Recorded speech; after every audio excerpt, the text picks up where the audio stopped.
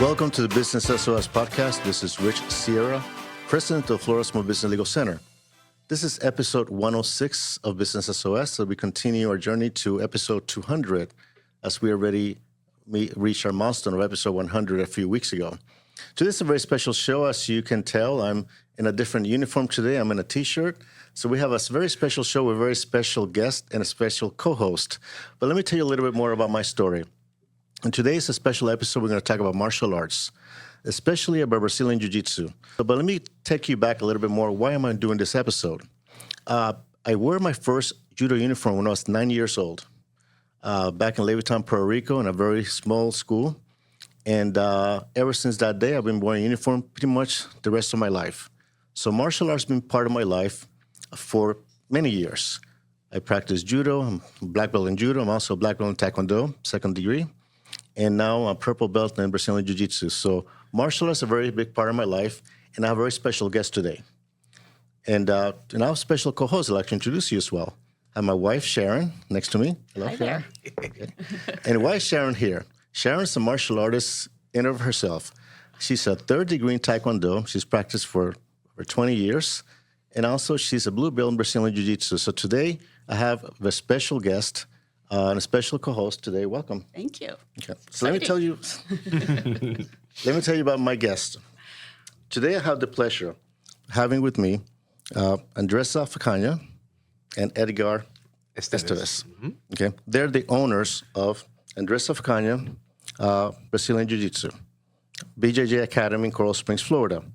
Andrezza has been practicing over 25 years. She's a fourth degree in Brazilian Jiu-Jitsu. And Edgar is a brown belt in Brazilian Jiu-Jitsu as well. Yeah. And competitor. And I found your school by accident. And I'll tell you the story. So I was dropping my son Jonathan just about 2 months ago. By the foodery. He was working there part-time during Passover. And I saw a sign. I saw the sign of your academy. So I took a picture of the sign. I sent it to Sharon and said, hey, check this out. Because we've been wanting to go back to a BJJ school for a while. And we know a number of instructors, as you know. But the distance was just not there. Things were just not convenient. And we're looking for also a small school as well. So we were basically procrastinating. And I said, check this out. And then she called your academy. And then, obviously, we joined the school. And we're very happy that we did. And I think there are no accidents in life. Yeah. Because we feel so welcome in your school. And I'd like to welcome you to my show. Thank you so much. We appreciate it. All right. Thank you. We're honored. Thank you. So I want to, not only you have an academy, but also it's a business. So today I want to talk about both. The business of martial arts, but also specifically your academy, Brazilian Jiu-Jitsu, but also about the martial art itself and how it can benefit, young people, kids, adults, seniors like me. It's a fake senior. Not me. Just me. So what inspired you to open your own academy? Yeah. Well, I can say what inspired me is my husband, right? I like it. I train jiu-jitsu. Jiu-jitsu is my life for 25 years, but I'm a physical therapist. And that was my goal here, be a doctor when I arrived in the United States. But I started working as a professor, as a coach, and my husband was telling me, hey, you do very well at this job, you're a good professor.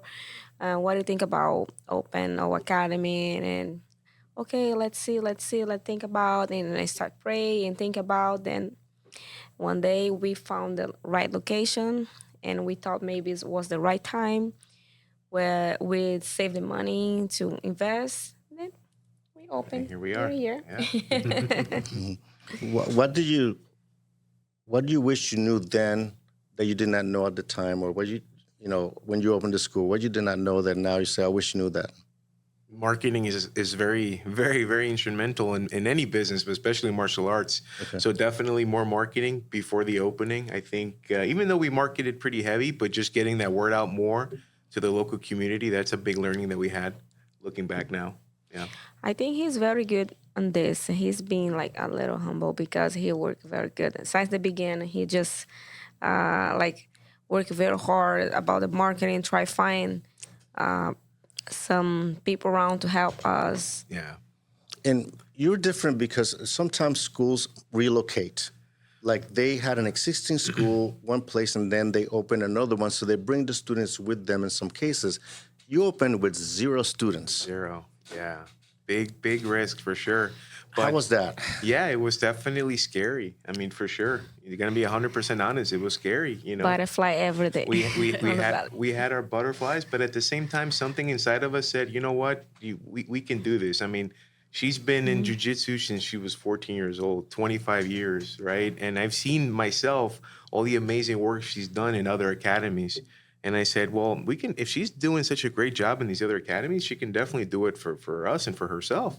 So, you know, I'm very confident in the way that she teaches. I'm confident in myself too. And I said, you know what, we're gonna put God first and let's just go forward and not look back. So, but definitely a lot of butterflies in the beginning for sure. Because like you said, no students. So what do you did first regarding marketing the school? What's the first step? You decided to open the school, you got your lease, which I'm sure was challenging in and of itself. But what do you do to like say, okay, to tell people? What was the first step you made? Yeah, social media. That's where we really concentrated our efforts. I also partnered with USPS. I did a direct mailer to 25,000 homes in the area as well. You know, but definitely we saw a better response from social media. And then, of course, at the site itself, we had our coming soon signs, all that good stuff. We also did a partnership inside of our plaza. There's a Crunch Fitness. They have something called a corporate perks partnership program. You pay a monthly fee. They give you a free membership. Shout out Crunch. And then they also help advertise your business. So they'll play your business on their screens. You can go, they have events once a month where you can go set up a table and, you know, give out flyers and people get to know more about your business. So we've been to a couple of those. We still have to be a little bit more disciplined with that, but we've just been so busy, right, running the academy and dealing with everything else. But so far, I would say is that the direct mailers, social media, and the partnership with Crunch. And I think you also did something with the Parkland Chamber of Commerce. I remember looking at social media as well. Yes. And then that's another big one. So we also became members. We're trustees with the Parkland Chamber of Commerce. So they came out, they did a ribbon cutting. They brought other members to do a meet and greet with us. Obviously, they promoted us in their social media. So yeah, that's another big one that's helped us a lot. In Coral Springs, you know? Yeah, in Coral Springs, yeah. We haven't done a ribbon cutting yet with the Coral Springs Chamber of Commerce. That's coming up soon. We're planning to do that now in August. Our first one was with Parkland, but now we're going to do it with Coral Springs as well. And I think that's a big, before school starts, you might want to also consider buying those banners with the middle schools and the elementary schools and the high schools. That's something else we're looking people into. Driving in. The sponsorships, Yeah. You become sponsors with them and you make your banner and they put it up on their fences. So as parents are dropping off and picking up their kids, they'll look at your school. And it lasts the entire year. Yeah, and it lasts the entire year. It's a great deal. Yeah. Yeah. Definitely recommend It's a great doing tip. that. Yeah. I think it is the best marketing tool is when you start doing a good job. When the parents start like, know your job, like one mom speak to the other mom, and then you start like the people start know around you, and step by step, that what they're doing too, like you're building like a new Brazilian Jiu-Jitsu family, new Brazilian Jiu-Jitsu team. The people start like trust because I'm in World Championship Jiu-Jitsu, but it's not just about this. Like it's not just about you be a black belt. You need to have character. The people need like trust in you, and we work with kids, and I think that's very important. Sure, you want to ask some questions? Yeah. So, and this actually is a question that came up with some friends yesterday. We were talking about women's self-defense, you know, which I personally think is so important for every woman and every girl to learn some basic self-defense. So why don't you tell me a little bit about your self-defense program that you have at your school?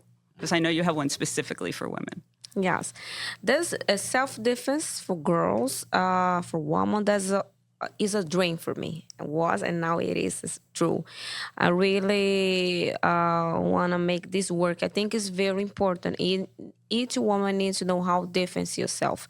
And Jiu-Jitsu is a perfect martial arts because we can use the power of your opponent to help us. Now, we don't need to be so strong to practice martial arts. We don't need to be strong. Jiu-jitsu means gentle art. That means we need to learn techniques. Then I think that's match perfect with women. My students, the girls, you're my students, and you're very smart. Now you have a technique, and I see how you can fight and flow like on the mat with jiu-jitsu. Why do you think that it's particularly suited to women? You know, you were talking about a little bit about that you don't necessarily need that strength. How does that? Because a lot of women are afraid. They're afraid to jump into that to the mat with men and with big people, or they're going to get hurt. What advice do you have for them in terms of starting and why it's so good for them? Well, I think they need to try to look for a safe environment first. Né? It's very important you know the background of the professor who's run the class. And when you go, you check the environment, you check the background. Go. Try.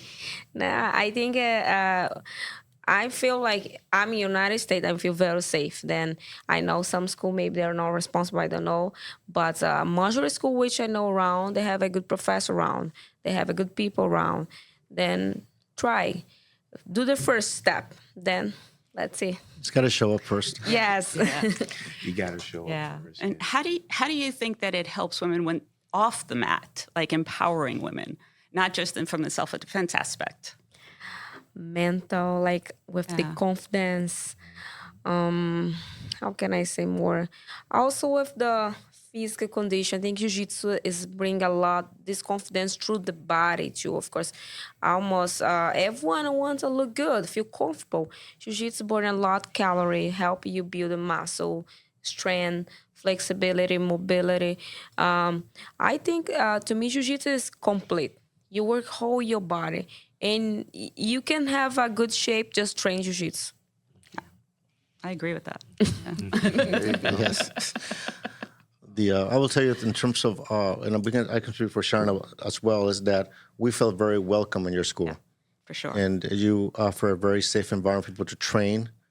And we're looking for a small school, kind of a family-oriented school. Because we've been to different, we've been doing this for a while. We've been to different some of them are competition schools. The training is a little bit different, harder, more suited for younger type of athletes.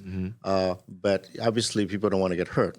Right. So one of the things that impressed me about your program is how safe it is, and the techniques and how people roll, but everybody looks out for each other.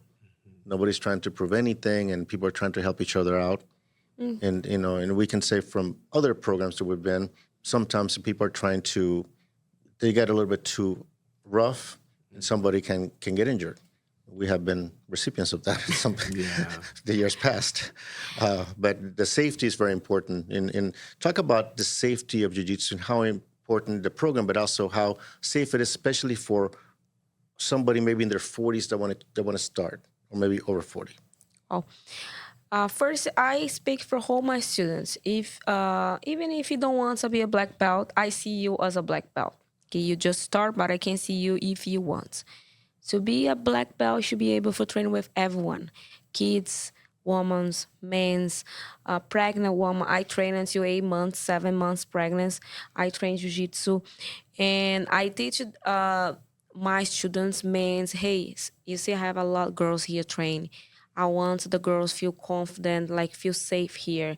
And then I want to teach you how to train with the girls, how be safe. Look, we not compete against each other. You not compete, you not challenge all the girl. You challenge yourself. How you can challenge yourself, improve your technique. If today you cannot show up too much your power, but you're going to use your technique and try improve your jiu-jitsu level. For me, for Edgar, it's very important we keep all students safe. Of course, I did jiu-jitsu all my life. I was professional athlete. I want to have students, they want to be professional. I don't know if that's going to come for us, but if come, we're ready, right? But if it's not come, it's okay. Jiu-jitsu is not just a lifestyle, it's a life skill. Then we can use jiu-jitsu to develop our skill in the life. like I say, we try make people feel comfortable, feel safe, teach all students to work with more techniques, trust in your job. Yeah, no, I think you're saying. Yeah, I think you said it perfect. That's exactly what we try to foster: a safe environment, an environment that anybody's comfortable walking through our doors, whether it's a 20-year-old competitor or a 40-year-old, a professional, right? One of the biggest things that we strive for is we always want to communicate. We always communicate to our students that safety is number one. Ego always needs to be checked at the door. We're a family first. When we train, we always got to look after not just ourselves, but our training partners as well. If our training partners get injured, then we won't have anyone to train with, right? So it's really important that we keep each other healthy, always using techniques first, of course, and that's it, right? And then just I think another great piece about Professor Andrezza is she's really good at setting that culture, right? That family environment, that culture in the school. I think that's something that really separates us from other academies. It's that just to go to the point that you were mentioning earlier, the word of mouth piece. We believe a lot in our job. I believe a lot in her job. And I told her since the beginning, I said, wait and see. Once we start getting students and once parents start talking to each other and the word of mouth gets around, we're going to grow exponentially. We just have to prove it through our job. That was one of the things that I noticed when we started was that the culture of the school was a family environment, that everybody was part of the family. And even you have those 6-foot teenage boys that fight with each other and they're strong and they fight hard with each other. And then you have the 5-foot little girl, the 5'2" and me, and they change. And you don't have to tell them, hey, be careful, watch what you're doing. They know already that they're not going to fight the same way with each other as they are with the girls. Yeah, and if they don't know, they're gonna learn. Always, I'm on the side. I make sure the girls. I'm speaking about the girls because I know boys sometimes they don't. They are there. They kill each other. They try, but the girls, I want to make sure they are safe. Like if I see the boys, I put in the first time. Usually I roll with the guy the first time. I do the first roll. I say, hey, come roll with me. I want to teach you how you need to roll with girls, okay? Mm-hmm. And I'm going to teach you guys use more technique. I say, hey, relax. Use your technique. No, use your power. Try think about what you learned today. You not compete against me. You not compete against any woman here. You need to make sure the girls feel safe here. I want the girls feel safe. I want the woman to feel welcome on our academy. Not just the man, because the man is natural, okay? The man trains jiu-jitsu, the boys train jiu-jitsu, that's natural. But girls is a big challenge. Big challenge, yeah. Yeah. Mm-hmm. I was going to ask you, you also work with kids. Talk about a little bit more about your kids program. I love it. I love it. Sometimes I'm of course, it's a work, but I love to do this. I see the kids like sometimes my kids, right? I'm gonna speak in later. If you can cut, you cut if you need it. Like I pray like for years to have a kids now, 1 year, 2 years, and that didn't happen. We opened our academy, and when I opened the academy, I feeling like God speak with me. I gonna give to you kids, a lot kids, and then I feel each student is my kid too, and I treat like my son or my daughter. That's how I feel. And I try my best every day, give education, make the kids like improve, not just physical, but mental. I just try the parents understand it's not just about physical. Of course, self-defense is very important. You have that confidence to live, for go to anywhere. But it's not about physical, it's mental, like I say, confident, okay? Trust in yourself. Trust you can do. Don't give up. Jiu-Jitsu is a big challenge for everyone at any age. Like, it's a big challenge. Even for me, it's a challenge. I challenge myself almost every day. Sometimes I'm tired. I need to go there, train with my students, 18, 20 years old, sometimes so heavy. And, okay, I can do this. And I do. And I use this for my life, okay? I'm not going to stop now. And I think Jiu-Jitsu helped me with this 100%. Yeah, no, and I echo everything she says. We like to tell the parents in our academy that jiu-jitsu is a life skill for their kids. It's for all of us, but especially for their kids, right? Jiu-jitsu is something that they're going to carry with them for the rest of their lives. But just to dive a little bit more deep about our kids program, so we divide them by age groups. We start off with our baby samurais. They're 2.5 to 3-year-old babies. What do they learn? So they learn jujitsu. They learn very basic jujitsu techniques. What else do they learn? Coordination, jiu-jitsu. I help they develop the skills. With 3 years old, they still develop the physical skills, okay, and mental skill. And then I help in the beginning, they develop the physical skill and of course the mental skill too. They train jiu-jitsu, they do a lot of coordination, balance, jump. We have fun. I once they love jiu-jitsu began. Though I'm a tough professor. I can't say this with the kids, but beside this, I want they understand discipline, work together with fun. You know, even when we're adult, we can have fun, but we need to have discipline. You cannot just do everything because I want to have fun. I think the people around me, okay, and then what do we teach for the kids? Let's go have fun. Let's go work balance, like I say, strands, everything. Yeah. Yeah. And then we have our Little Samurai program. That one's for 4 to 6-year-olds. Then we teach them jiu-jitsu classes, and then we also teach them kickboxing as well. Then we have our Kids 1 program. That's for 7 to 9-year-olds. Then we have Kids 2, which is 10 to 12. And then we have our Teenager program, which is 13 to 15-year-olds. And then 16 and up, they usually get graduated to the adult program. Yeah. Yeah, but super, super, super, super excited. Yeah, we work hard with the fundamentals. I'm very proud. It look like maybe be a little silly, they say, but I'm very proud when I see my student doing a beautiful armbar, you know, I like about this, I feel, okay, I teach them to do this, you know. They are doing armbar, they are doing like triangle, they are doing like beautiful position, use and apply very technique. Wow, when I see and the boy like 7 years old, he know he's trained with the girl and he said, okay, I'm gonna use more my technique. I know, Mom, sometimes they look, I cannot use power. Yeah, no, you can. Okay, I go there with my technique and they flow and they roll and they finish the train, shake hands, hug, and they are happy. Yeah. And I think another byproduct that of the martial arts, especially in jiu-jitsu, is they teach the kids respect and also people skills. And it carries over. Yeah. Sure. You see it. I mean, sometimes you'll have a student, they'll walk in. When they first start off at their first class, they're looking down, their shoulders are slouched down. And then after just 2 or 3 weeks, you'll see they'll make eye contact with you. They'll hug the professor. They smile. Their posture's different. It's amazing what even just a few weeks of training does for the kids. And even in school, too. And in school, it translates over. Yeah, for sure. It gives them confidence, self-confidence, and also I think the ability to connect with other human beings is important, especially now everything is digital and we're in our phones all the time. It's so important for them to be able to feel comfortable with somebody else and talking. And there's a lot of contact in the sport. There's no, but to feel comfortable in a respectful way.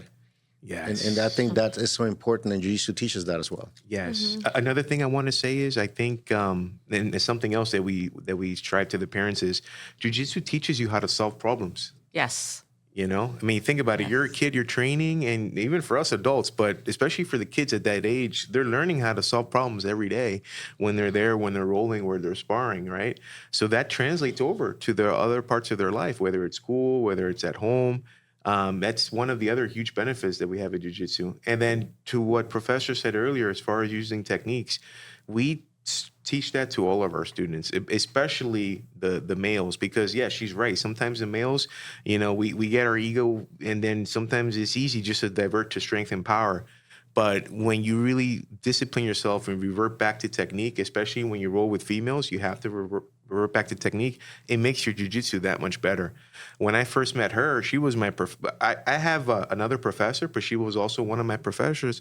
And when I met her, I had to change my style of jiu-jitsu. By rolling with her, by training with her, I had to rely more on technique, and it helped me get to another level as well. So you guys met at a martial arts school? Yes. So did we. Yes, absolutely. And then to your point earlier about, women's self-defense, just a few weeks ago, I was with her at one of the self-defense classes, and one of the messages we told the girls and the women was train. You know, I mean, training. you can come once a week and learn or once in a while and learn a technique or two. But the best way to be prepared in life is to train, constantly Have train. those reflexes. Yeah, learn. This is a safe environment. And that way, God forbid, if something ever does happen, exactly, you'll have the reflexes and you know exactly what to do. You'll do it without even thinking. Yeah. Yeah. Sharon and I were fortunate enough. We've been to a number of academies, Tae Kwon Do, Judo, Jiu-Jitsu. In our Tae Kwon Do school, one of the things they emphasized was a lot of self-defense. And we drilled that all the time. Yeah. Muscle memory. Almost in real time. Mm-hmm. It was drilling. And that's anybody who's interested in self-defense, you will learn some techniques, but just doing it one time and a few reps in an academy, you got to drill the rep all the time in order to be able to become second nature. Right. Absolutely. You know, it's very important to do that. Absolutely. So I have a few more minutes. I want to talk to you more about something. Sure. So say somebody's listening, our audience listeners are like business owners. I mean, we have a range of ages, but say somebody in their 40s, they have their business, they're very busy, but they're not working out too much. And they're saying, you know, I really got to be in shape to join jiu-jitsu. How somebody who has not trained, doesn't have any martial arts background, how do they get started? They feel afraid to get started. What would you tell them? Yeah, I would say come and try out a class. I mean, it's super welcoming. You don't have to be a super bodybuilder or track athlete to do jiu-jitsu. I always like to tell people you're never competing against anyone else. You're always competing against yourself. The number one objective is you want to be 1% better than what you were yesterday. As long as you're have that mindset, you're going to be successful because everyone's on their own journey. We like to tell our students, right? Nobody's ever competing against themselves. Yeah. Also, we create a program where in the first class, we introduce jiu-jitsu for the new students. Mm-hmm. We try to speak and explain what is jiu-jitsu, how jiu-jitsu work, the basic techniques. We try teaching them how to do front row, back row, because very important, you know how to fall. I say that's for the life, not just for jiu-jitsu, okay? We never know outside one day you can fall and you need to stand up and keep walking. Then we do this in the first class. We introduce the jiu-jitsu. We try to explain a little bit how work, the points, how is the game, which the base technique they can use in the first class. And I feel after this class, when they start like understand a little bit jiu-jitsu, they start feel like a little bit more comfortable. They start, okay, I'm safe. I know how to fall. Okay, oh, in that position, I can stop. I can tap. I can ask for my partner stop. Then I think that's a big and a nice step as a professor. I was like we did for the students to like feel comfortable and start understand jiu-jitsu before they start like actually put in practice what they learn. Yeah. And I also think it's important, us as professors too, we have that big responsibility with our students, especially with the new ones, right? The ones that don't have that experience. You know, we have to watch them very close, right? And especially over those first few months when we put them to spar with other students, everybody's a little bit different. So we'll keep an eye on them. We'll see if they're getting overexerted, you know, we'll pull back. We'll be really careful who we pair them up with, like she said, until they feel more comfortable, until they have more tools in their toolbox to use, and until they get a little bit more used to, you know, the jiu-jitsu conditioning. So yes. And you need conditioning for jiu-jitsu. Very unique, yeah, very unique. Yeah. I mean, yeah, sometimes we'll have people that they come in that, you know, they work out every day, muscles on top of muscles, and they'll try out a jiu-jitsu class, and they're like, my goodness, I never did cardio like this before. I'm like, yeah, it's something completely. Grappling is something very, very different. Very different. Yeah. We've been out of it for 5 years before we came back. And then, you know, we go to the gym and train. Yeah. In that first class, I thought I was hit by a truck. Sometimes I think so. It's not the first class. When I train hard to fight, like as championship. Competition training. Yes, competition train. After train, it's, oh my God. No, and after train, I think in the other day, I wake up like, oh the next day, yeah. Yes. We went through a lot of ice. A lot of ice. Yeah. But you know why? I prefer feel like my body a little sore because I train, then feel like old. Right. When I'm not trained, I feel like I'm getting old. Jiu-jitsu make me feel like I still young. Okay, I can sit, I can stand up, I can sweep. Wow, I love this. The key, I think, in trying to say that is showing up. There's, listen, all of us work. Sometimes we're tired.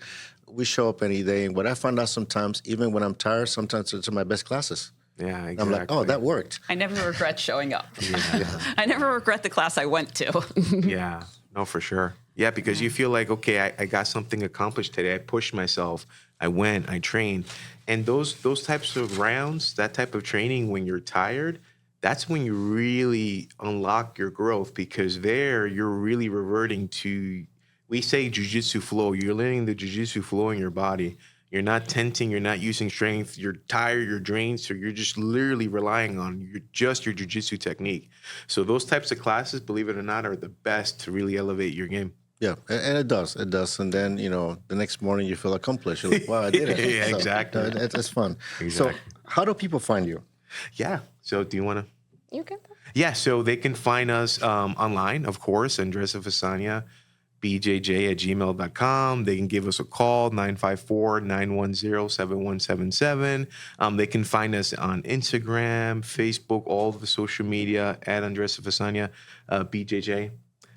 Where are you located at? So we're in the Heron Lake Shopping Center, and we're on 5659 Coral Ridge Drive. We're just south of Sawgrass on Coral Ridge Drive in the Crunch Fitness Plaza on the other side. You're kind of in the middle between Coral Springs and Parkland. Yes. Because you're very close to the Heron Bay community as well. Yes, we are. Yeah, we're really close. So when we first opened, we marketed to both communities. We said, hey, we're here to help service the Parkland and the Coral Springs community. So, but yeah, we're super close.